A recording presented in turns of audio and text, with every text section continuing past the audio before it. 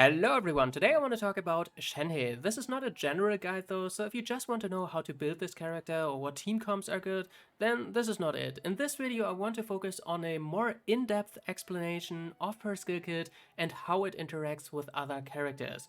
So understanding how Shenhe actually works. This team in particular is one I showcased a lot on this channel, and after seeing feedback I feel like people might not get a very clear idea on how much Shenhe contributes to overall team damage.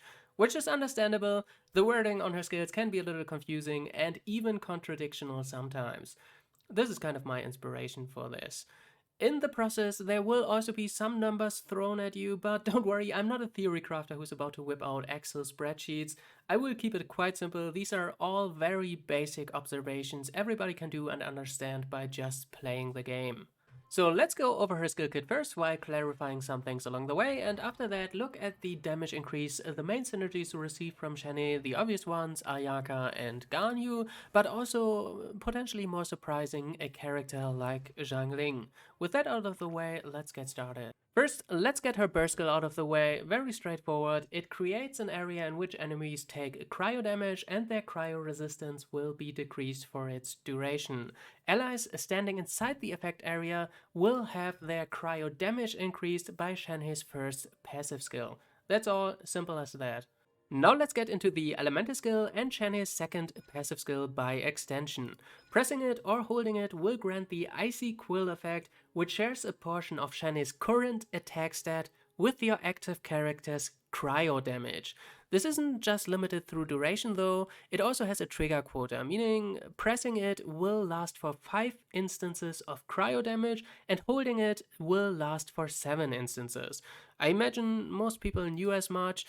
But in case you're wondering why I said active character, Icy Quill only applies to your on-field character.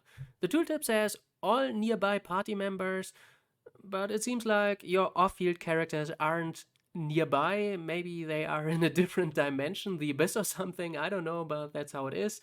This means that you can press Shenhe's burst skill, switch off her, and you don't have to worry about it consuming the Icy Quill trigger quota with it.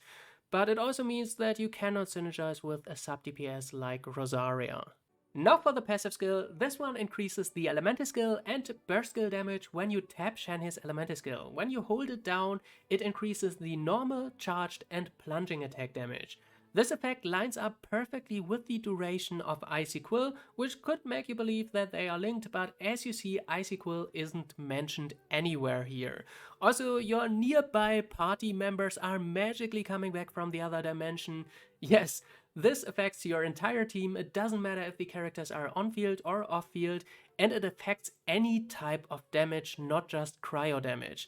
It also seems to ignore snapshotting, specifically in relation to Xiangling. Shenhe's tap elemental skill will increase Xiangling's burst damage regardless of it being already active.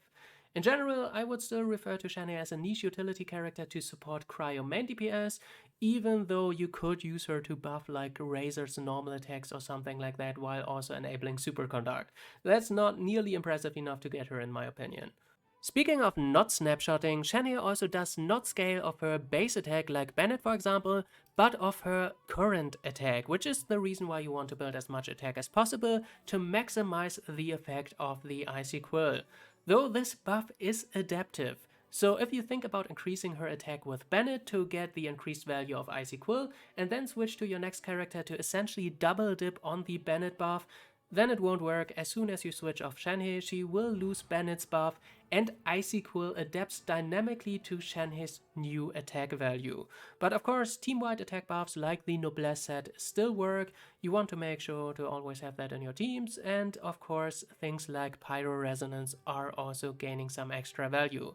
Also, don't quote me on anything regarding the damage calculation, but it also seems like Shenhe's attack buff is a completely separate additive multiplier in the attack calculation, since it doesn't appear as attack on the character screen right here, meaning you won't get hit as hard from diminishing returns of pairing her up with Bennett as opposed to a Bennett-Sarah combination for example. I know this was kind of a lot, so to recap the elemental skill quickly, it shares Shenhe's current attack stat with your active on-field cryo character for 5 to 7 hits, and it increases either your entire team's, not just cryo characters, the entire party's normal charged and plunging attacks, or elemental skill and burst skill damage. Safe to say that you most likely always want to tap the elemental skill in Ayaka teams, but even in melt-shot Ganyu teams you could consider it in some situations. Basically, this option only occurs if you have a very well-built Xiangling and you manage to group up a bunch of enemies for Ganyu's burst at the same time. Alright, now we know what the skills exactly do, but let's look at some numbers to see how impactful Shenhe's buffs actually are. This is very basic, so it's just gonna be Shenhe plus either Ganyu or Ayaka as opposed to having a full team interacting with each other. It's just easier to see what's going on like this, and at the end I show you the builds used here for you to see what stat line I'm working with. Anyway, enough talk. On these pretty high investment builds, in general, each Icy Quill trigger adds around 10 to 12,000 damage on crits for both Ganyu and Ayaka. So assuming you have like 70% crit chance, you can expect around 40 to 60k added cryo damage from Icy Quill depending on which version of the skill you use. In general, damage in Genshin isn't super multiplicative, so don't worry, this won't magically triple by throwing in 2 more characters in the mix.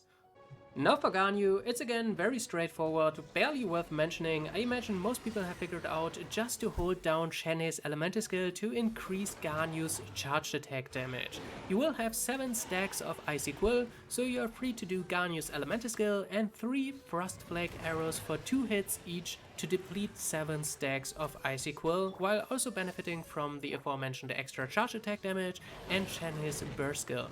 So rotation wise it will result in something like Shenhe's burst into holding the elemental skill, switch to Ganyu, elemental skill into 3 charged attacks, most of the time. For Ayaka, like I said, you will just use Shenhe's tap elemental skill to not just increase her elemental burst damage, but also the other characters like Xiangling, Yelan or Kazuha for example. As for the Icy Quill, Ayaka attacks so fast that it's gone pretty much instantly. It can't even cover just Ayaka's burst skill alone. In terms of pure damage increase from Shenhe Skillkit, I imagine a lot of people feel like Shenhe is doing way more for a character like Ayaka than she actually does. Kazuha, or for Melt Team specifically Sucrose, can probably even do better for just pure damage output. To be fair, it's not by a lot though. There are some added benefits to playing Ayaka and Shenhe together, which is why I like to play this team a lot. You get cryo resonance, and there is so much cryo application between these two that it will have good uptime even in a Xiangling Melt team, and more importantly, Shenhe acts very naturally as a battery for Ayaka. You will almost always press her elemental skill to apply Icy Quill and instantly switch over, which allows Ayaka to catch those cryo particles to get back to her burst skill faster, which is a big deal for a character who's heavily reliant on that. In my opinion, the unironic biggest sell for Shenhe is she is just so simple to use. You don't have to infuse your anemo skills and swirl the other element to double apply the iridescent set or anything like this. In Shenhe teams, you just press all your skills, doesn't even matter that much in which order, and it works great. But again, to be very clear, if you're dead set on getting Shenhe and expect it to be a massive damage increase for your Ayaka team, then you might be disappointed. That's the main thing I want to get across in this video. Alright, that's all for now. I didn't want to make this too long, but hopefully you still got something interesting out of it. Anyway, stay tuned for more videos. Until then, have fun and bye bye.